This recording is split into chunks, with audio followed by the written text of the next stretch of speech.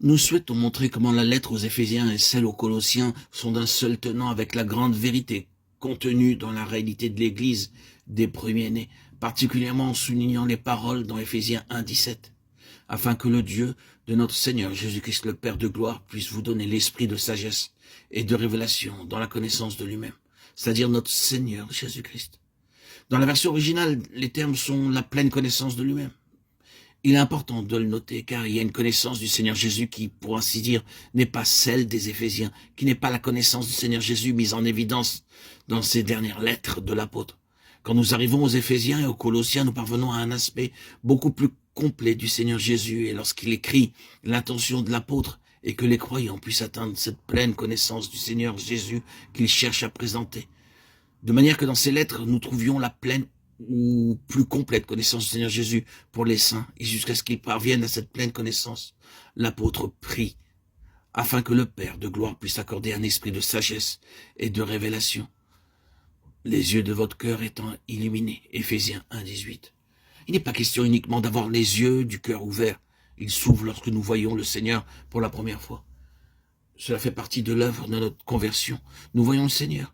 Mais ici, il s'agit d'une illumination de ses yeux ouverts, qu'ils soient illuminés jusqu'à une pleine connaissance, pour que vous sachiez, Éphésiens 1,18, afin que vous puissiez connaître, et non uniquement que vous soyez sauvés, acceptés, que vos péchés soient pardonnés.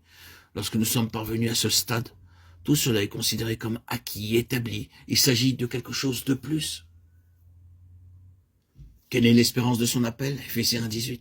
La question n'est pas d'être au fait de son appel, car nous le savons déjà, mais que nous connaissions l'espérance de son appel, en quoi elle consiste. Quelles sont les richesses de la gloire de son héritage, celui de Christ dans les saints, et quelle est l'excellente grandeur de sa puissance envers nous qui croyons, Éphésiens 1,18. Là encore, il ne s'agit pas de l'excellente grandeur de sa puissance jusqu'à notre salut en vue de nous sauver, mais de l'excellente grandeur de sa puissance en nous qui croyons, en relation avec la pleine connaissance de Christ. Celle-ci requiert l'opération de l'excellente grandeur de la puissance de Dieu. Selon l'opération de la puissance de sa force, qu'il a opérée dans le Christ en le ressuscitant entre les morts, et il l'a fait asseoir à sa droite dans les lieux célestes, et l'a donné pour être chef sur toute chose à l'assemblée qui est son corps, la plénitude de celui qui remplit tout en tous. Éphésiens 1,19.